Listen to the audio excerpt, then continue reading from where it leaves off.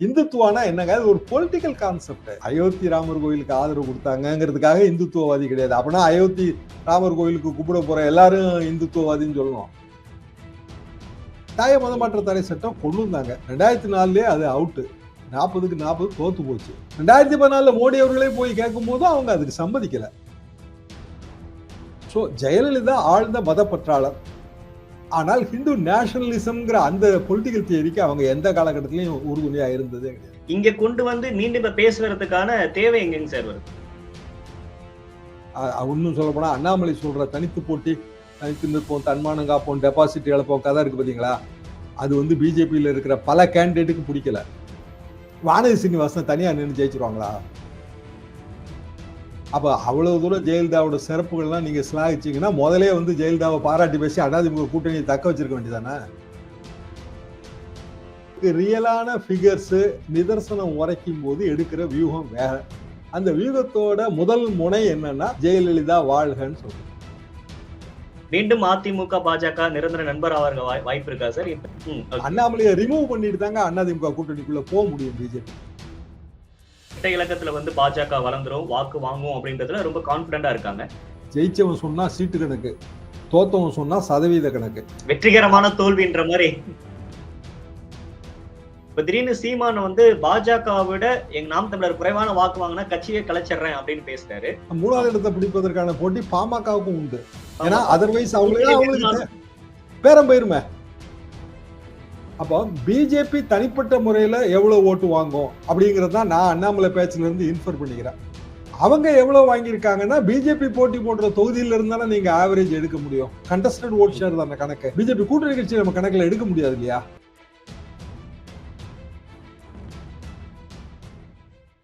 அனைவருக்கும் வணக்கம். இன்றைய சிறப்பு நேர்காணலில் நம்மோடு இணைந்திருக்கிறார் மூத்த பத்திரிகையாளர் தராசு ஷாம் அவர்கள். சார் வணக்கம்.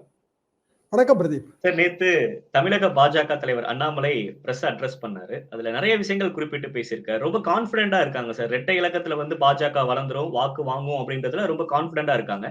சேம் டைம் ஜெயலலிதா இந்துத்துவ தீவிர ஆதரவாளர் அப்படின்ற அந்த ஒரு நரேட்டிவும் அவரு சொல்லியிருக்காரு. நம்ம ரெண்டையுமே பேசலாம். ஃபர்ஸ்ட் பாஜக எவ்வளவு சார் வாக்கு வாங்குவாங்க நம்புறீங்க நீங்க? பாஜகவோட நீங்க சொல்ற மாதிரி கனவு வந்து இரட்டை இலக்க வாக்கு சதவீதம். 10 சீட்டு ஜெயிச்சா இரட்டை இலக்க வாக்கு சதவீதம் வந்துடும். எனக்கு நம்ம அவ்வளவு பெரிய வாய்ப்பு இருக்கிற மாதிரி தெரியல. சிம்பிள் ரீசன், லாஜிக் என்னன்னா பிஜேபியோட ஒரு ப்ரூவன் ஓட்டு வங்கிங்கிறது 5-6%. எப்போனா நகர்ப்புற உள்ளாட்சி தேர்தலில். நகர்ப்புற உள்ளாட்சி தேர்தலில் ஜெயிச்ச பிறகு, அதாவது ஜெயிச்ச வேட்பாளர்கள் நிறைய பேரை அவங்க வந்து சேர்த்துக்கிட்டாங்க பின்னாடி. அதெல்லாம் கூட்டி கழிச்சு பார்க்கும்போது தான் அந்த சதவீதம் வந்துச்சு. அப்போ ஒரிஜினல் பிஜேபிக்கு 4% இருக்குங்கிறது என் கணக்கு.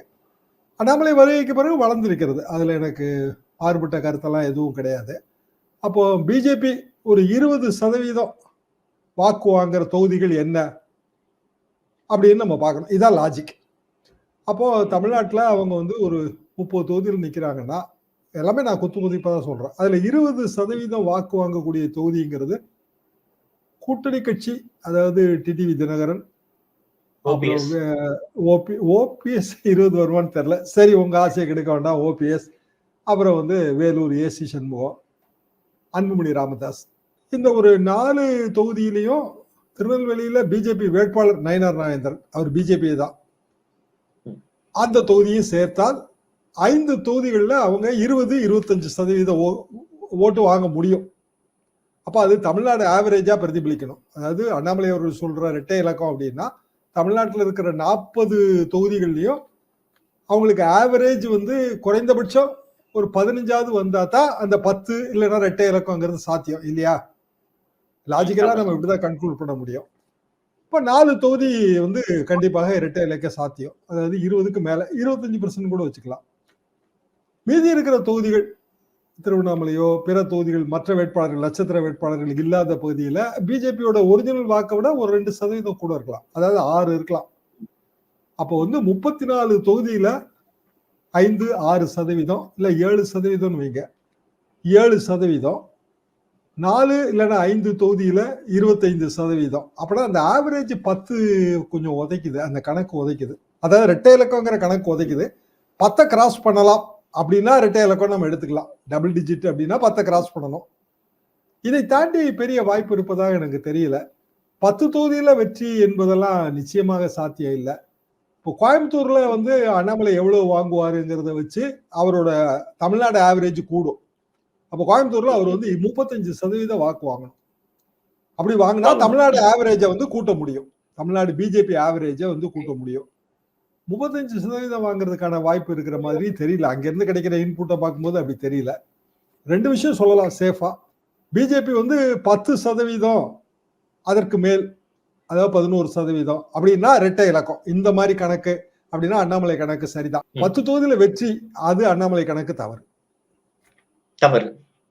சார், அப்ப இரட்டை இலக்கில அவங்க வாங்குறாங்க அப்படின்னாலே அது பாஜகக்கான ஓரளவுக்கு வெற்றி. இங்க வந்து திராவிட மண்ணில வந்து பாஜக வளரவே வளராது, மதவாதத்துக்குலாம் இங்க தமிழ்நாட்டுல இடம் இல்லை அப்படின்னு நம்ம பேசின அந்த நரேட்டிவ் உடையிற மாதிரி தான் நம்ம எடுத்துக்கணும். அதுல வந்து பிஜேபி கூட்டணி பலத்தை நம்ம பார்க்கணும் இல்லையா? இப்ப வந்து தர்மபுரி அது பாமகவோட வெரி ஸ்ட்ராங் ஏரியா. அங்க வந்து அவங்க ஆவரேஜா 25க்கு மேல எல்லாம் வாங்கத்தான் செய்வாங்க. இப்ப டிடிவி தினகரன் தேனியில, அவர் வந்து தேனியில ரொம்ப அறிமுகமானவர், பெரியகுளம் எக்ஸ்எம்பி. ஸோ ஆட்டோமேட்டிக்காவே அவங்களுக்கான வெற்றி வாய்ப்பு அதிகம். வேலூர் ஏசிஎஸ் அவர் ஒரே தொகுதி தான். அப்போ அவங்களுக்கான வாய்ப்பு ரொம்ப அதிகம். நீங்க அந்த நாளையே கழிச்சுட்டு பாத்தீங்கன்னா ஒண்ணுமே தேராது. அதாவது ஆரின் அதர்வேல்ஸ் ஏற்கனவே இரட்டை இலக்கம் அவங்க அடைஞ்சிருக்காங்க 2014 18%.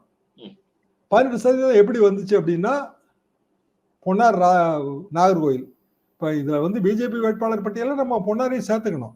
நான் அவருமே அந்த 25%க்கு மேல வரக்கூடிய வாய்ப்பு உள்ளவர் தான். இப்போ போன தடவை 2014 18 எப்படி வந்துச்சு அப்படின்னா பொன்னார் ஒரு வெற்றி, தர்மபுரியில அன்புமணி அவர்கள் ஒரு வெற்றி, 2 வெற்றி. அதுக்கு பிறகு சராசரியான ஓட்டு சதவீதம். ஆனா அந்த கூட்டணியும் இதே மாதிரி ஒரு பெரிய கூட்டணி. அப்போ பிஜேபி தனிப்பட்ட முறையில எவ்வளவு ஓட்டு வாங்கும் அப்படிங்கிறது தான் நான் அண்ணாமலை பேச்சுல இருந்து இன்ஃபர் பண்ணிக்கிறேன். பிஜேபி கூட்டணி கட்சிகளை தவிர்த்துட்டு நான் பேசுறேன். அப்ப பிஜேபிங்கிற கட்சி தமிழ்நாட்டுல வளர்ந்திருக்கா, வளரலையா? இல்ல பெரிய அளவுக்கான வளர்ச்சி வந்துருச்சா? திராவிட பூமியில பெரிய அளவுக்கான வளர்ச்சி வந்துருச்சா?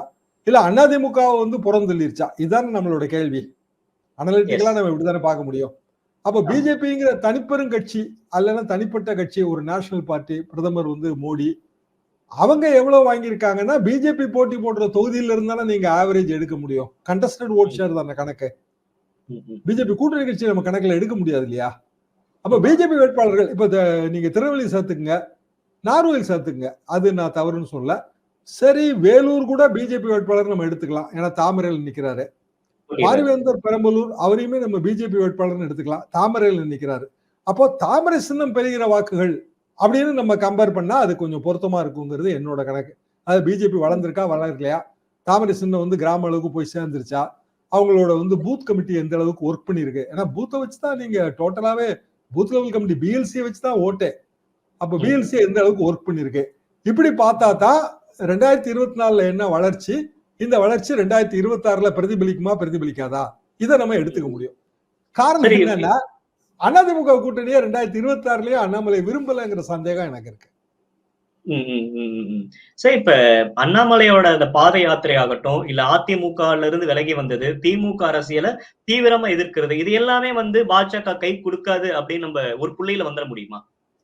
திமுக எதிர்ப்பு வாக்கு வங்கினா அது வந்து அதிமுகவுக்கு தான் இயல்பாக போகுங்க.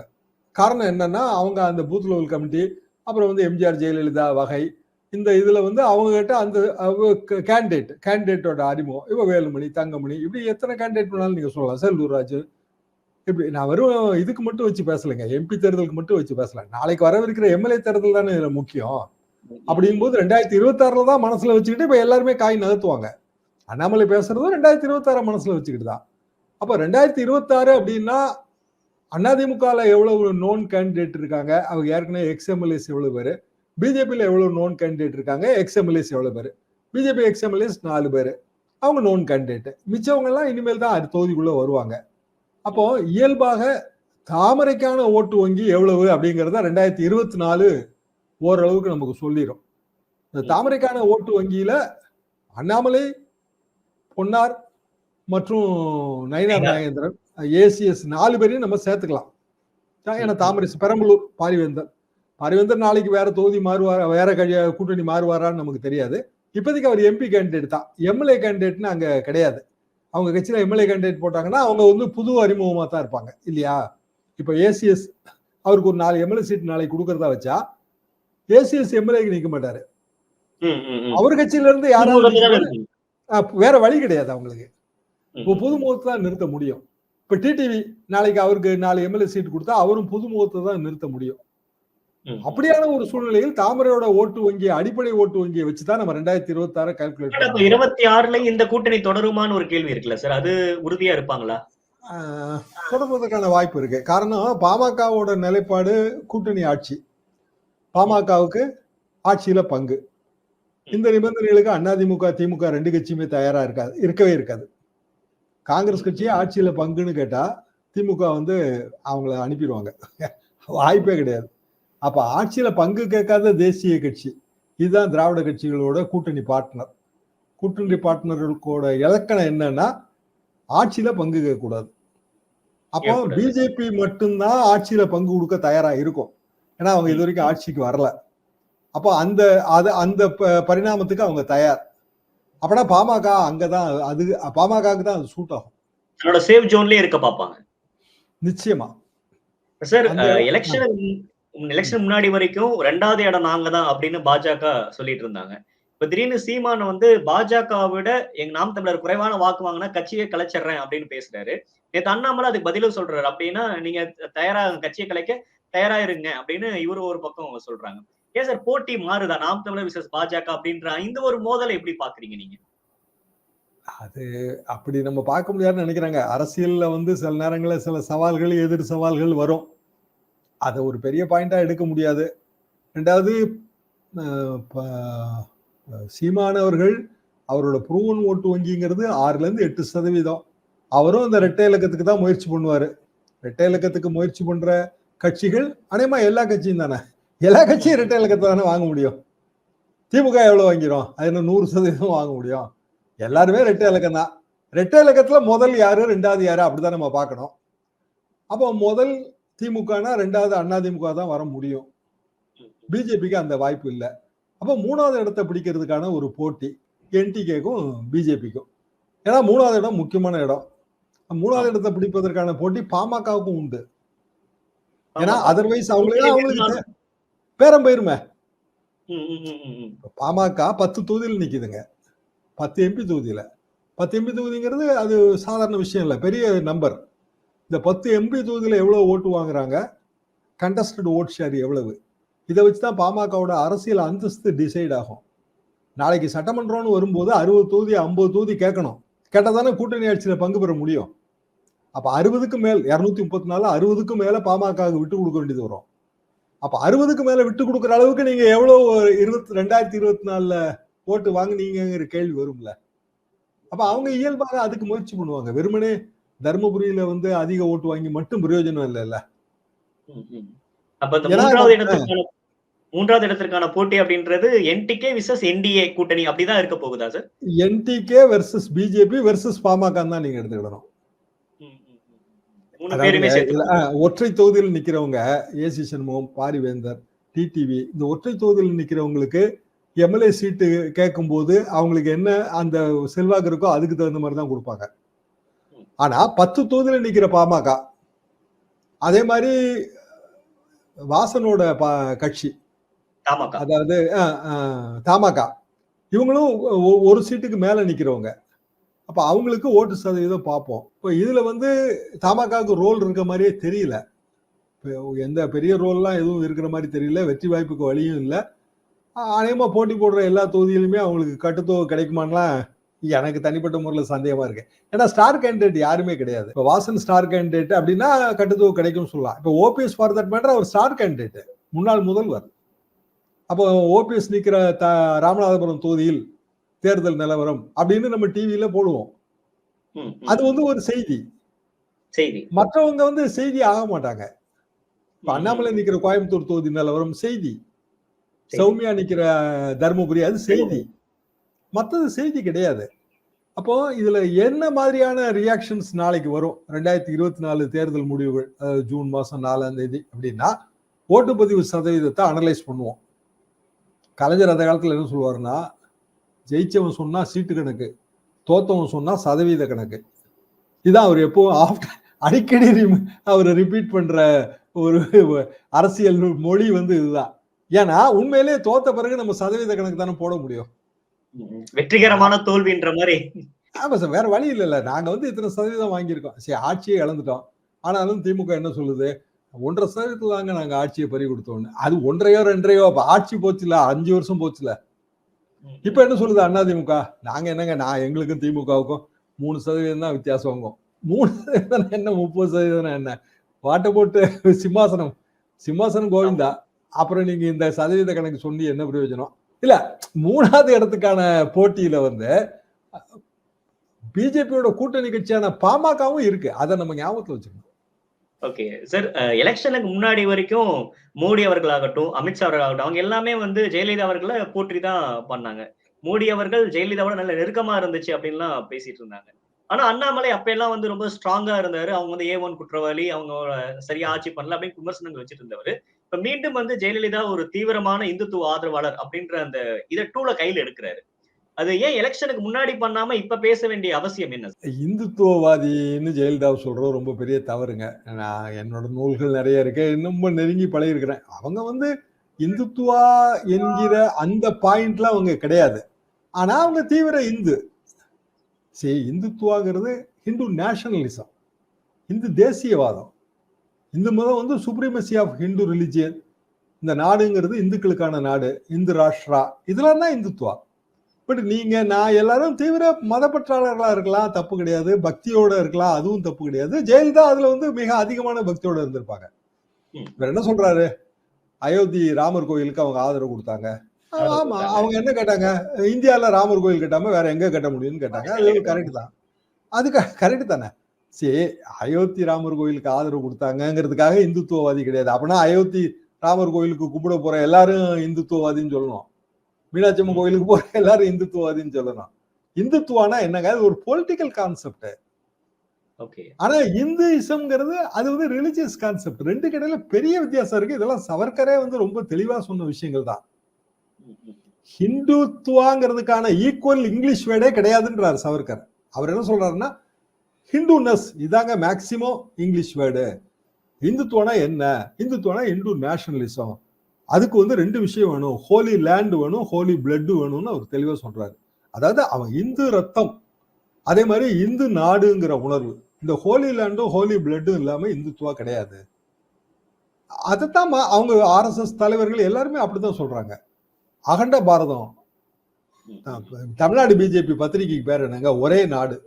ஒரே நாடுன்னா என்ன அர்த்தம்னா, அது ஆப்கானிஸ்தான்ல இருந்து இந்தியா வந்து ஒரே நாடு, இன்க்ளூடிங் பங்களாதேஷ், அது ஒரே நாடு. அதாவது உபகண்டம், ஒரே உபகண்டம். அது வந்து இந்து நாடாக இருந்தது. இதுதான் அவங்களோட பாலிசியா தான் எப்போதுமே. அப்போ அகண்ட பாரதம்ங்கிறது அது இன்னைய தேதிக்கு அது கற்பனை தான். அதாவது நீங்க பிரிட்டிஷ் சாம்ராஜ்யம், சூரியன் அஸ்தமிக்காத சாம்ராஜ்யம் அப்படின்னு சொல்ற மாதிரி. எப்ப இருந்துச்சு சூரியன் அஸ்தமிக்காத சாம்ராஜ்யம்? சர்ச்சில் காலத்துக்கு முன்னாடி இருந்துச்சு. இப்ப இங்கிலீஷ்காரன் அப்படி சொன்னா மத்தவங்க சிரிக்க மாட்டாங்களா? அது வந்து ஒரு யூட்டோப்பியன் தாட். அதை தாண்டி எதுவும் கிடையாது. அப்ப இந்துத்துவாங்கிறது வந்து அவங்க இந்து நேஷனலிசத்தை அப்படி ஷார்ட் ஃபார்ம்ல சொல்றாங்க. இப்ப ஜெயலலிதா என்னைக்காவது இந்து நேஷனலிசத்துக்கு அவங்க வந்து அதுக்கு சரின்னு சொல்லியிருக்காங்களான்னா அது கிடையாது. கட்டாய மதமாற்ற தடை சட்டம் கொண்டு வந்தாங்க. 2004 அது அவுட்டு. 40க்கு 40 தோத்து போச்சு. 2006 அதுக்கு வந்து திருத்த வாபஸ் சட்டம் கொண்டு வந்து அதை வாபஸ் பண்ணியாச்சு. ஆடு மாடு கோழி பலியிட சட்டம் கொண்டு வரல. பழைய சட்டத்தோட சர்க்குலர் போட்டாங்க. இதை ரெண்டை தாண்டி நீங்க எதுவுமே சொல்ல முடியாது. இன்னொன்னு என்னன்னா, பிஜேபியில நான் எந்த காலத்திலும் இனிமேல் வந்து கூட்டணி வைக்க மாட்டேன்னு அவங்க திடமா இருந்தாங்க. 2014 மோடி அவர்களே போய் கேட்கும் போதும் அவங்க அதுக்கு சம்மதிக்கல. சோ ஜெயலலிதா ஆழ்ந்த மதப்பற்றாளர். ஆனால் ஹிந்து நேஷனலிசம்ங்கிற அந்த பொலிட்டிக்கல் தியரிக்கு அவங்க எந்த காலகட்டத்திலையும் உறுதுணையா இருந்ததே கிடையாது. அம்மையா ஜெயலலிதா அவர்கள் உயிரோட இருந்திருந்தாங்க அப்படின்னா ராமர் கோவிலுக்கு முதலாளா போயிட்டு வந்திருப்பாங்க, ரொம்ப சந்தோஷப்பட்டிருப்பாங்க அப்படின்ற அந்த வார்த்தையும் பயன்படுத்துறாரு. போயிட்டு வந்திருப்பாங்களா இருக்கும். அதுல என்ன இருக்கு? ராமர் கோயிலுக்கு போனவங்க எவ்வளவு பேர் தான் போனாங்க. நீங்க அந்த பக்கம் உத்தரப்பிரதேசம் பக்கம் போக வாய்ப்பு கிடைச்சா போவீங்களா மாட்டீங்களா? இல்ல, அதாவதுங்க ஒரு மதத்துல பிறக்கிறதுங்கிறது நம்ம சாய்ஸ் கிடையாது. நம்ம ஒரு மதத்துல பிறக்கிறோம். அந்த மதத்திலே நீங்க இருக்கலாம், இல்ல வேற மதத்துக்கு போகலாம். அந்த மதத்துல ஒரு பற்றோட இருக்கலாம். ஆனால் ராமர் வந்து அனைத்து இந்துக்களுக்குமான கடவுள் கிடையாது. அவர் வைஷ்ணவ கடவுள். சரிங்க, இப்போ வந்து ஆதிவாசிகள் இருக்காங்க. பிஜேபி அவங்கள வனவாசிகள்னு சொல்லுது. ஏன் வனவாசின்னு சொல்லுது? இந்த தேசத்தோட ஆதிவாசிகள்னு ஒத்துக்க தயாரா இல்ல. ஏன்னா ஆதிவாசிகள்லாம் இந்துக்கள். இப்ப இந்துக்கள்லாம் வந்து அவங்க வந்து வனவாசியா தான் இருக்கணும். ஏன்னா அவங்களுக்கான அந்த சம்பிரதாயங்கள் வேற. பிஜேபி எம்பி தாங்க. அவர் வெஸ்ட் பெங்கால்காரரு. இப்ப ராஜினாமா பண்றாரு. அவர் சொல்றாரு, imposition of Hinduism in tribal ஐடென்டிட்டின்னு சொல்றாரு. ஆதிவாசிகள்ங்கிறவங்களுக்கான தனியான பழக்க வழக்கங்கள் மேல நீங்க ஏங்க இந்துத்துவா கொண்டு வந்து திணிக்கிறீங்கிறதா அவர் கேள்வி. அதே கேள்வியை தான் கல்பனா முர்மு சோரன், ஹேமந்த் சோரனோட மனைவி எல்லா கூட்டத்திலையும் கேட்கறாங்க ஜார்க்கண்ட்ல. எங்க கல்ச்சரே வேறங்க, நீங்க எதுக்குங்க உங்களோட ராமர் கல்ச்சரை இங்க கொண்டு வரீங்கிறதா அவங்க கேள்வி. ஜார்க்கண்ட்ல பெரிய அளவுக்கு எடுபடுது. அண்ணாமலை தயவு செஞ்சு பிற தலைவர்கள் பேசுகிற வீடியோக்களை பார்த்தால் இதை புரிந்து கொள்ளலாம் என்பதுதான் என் கருத்து. சார் பட் இதை ஏன் சார் பேசுறாரு? இத மீண்டும் ஜெயலலிதா அவர்கள் ஹிந்து அப்படின்ற அந்த இத இங்க கொண்டு வந்து மீண்டும் இப்ப பேசுறதுக்கான தேவை எங்கங்க சார் வருது? அவர் ஏன் அத கையில எடுக்கிறாரு? தோத்த பிறகு அந்த சதவீத கணக்கு தாங்க. என்னன்னா, இப்போ நாளைக்கு வந்து 2024ல திமுக பெரிய வெற்றி பெற்றது. அப்போ ஆட்டோமேட்டிக்கா அவங்க ஒரு சதவீத கணக்கு போடுவாங்க. அதிமுக ஒரு சதவீத கணக்கு போடும். அப்ப என்ன குரல் வரும்? அதிமுகவும் பிஜேபியும் சேர்ந்து இருந்தா இந்த தொகுதிகள் எல்லாம் வெற்றி வாய்ப்பு இருந்திருக்கும். 10 தொகுதி வந்திருக்குங்க. பாருங்க, ஒரு 3 தொகுதியில வெறும் 40,000 ஓட்டு தான் தோத்துருக்கு. 30,000 ஓட்டுல தான் தோத்துருக்கு. சட்டமன்றத்துக்கு அது வெறும் 5,000 ஓட்டு தான். அப்படின்னா வேற மாதிரி கூட்டணி அமைக்கணுங்கிற பேச்சு அதிமுகலையும் வரும், பிஜேபியில பயங்கரமா வரும். பிஜேபி சொல்ற இன்னும் சொல்ல போனா அண்ணாமலை சொல்ற தனித்து போட்டி, தனித்து நிற்போம், தன்மானம் காப்போம், டெபாசிட் இழப்போம் கதை இருக்கு பாத்தீங்களா? அது வந்து பிஜேபியில இருக்கிற பல கேண்டிடேட்டுக்கு பிடிக்கல. என்ன காரணம்னா அதிமுக கூட்டணி இருந்தா ஜெயிக்கிற வாய்ப்பு இருக்கு. வானதி சீனிவாசன் தனியா நின்று ஜெயிச்சிருவாங்களா?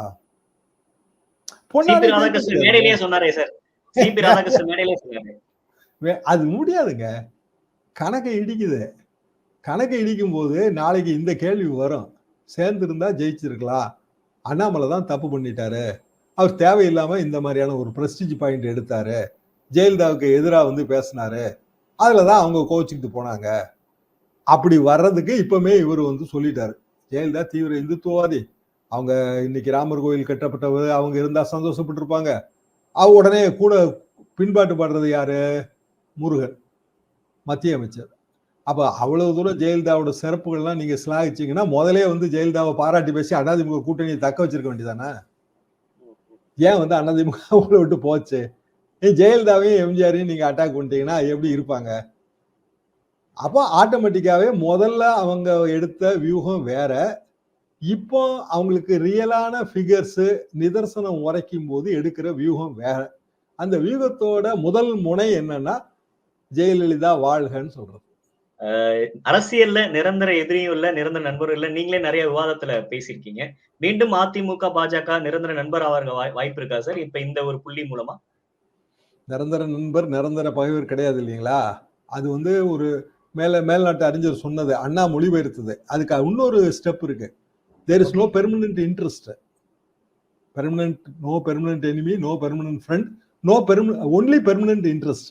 பெர்மனன்ட் இன்ட்ரெஸ்ட்னா என்னன்னா நிரந்தர நலன்கள் தான்.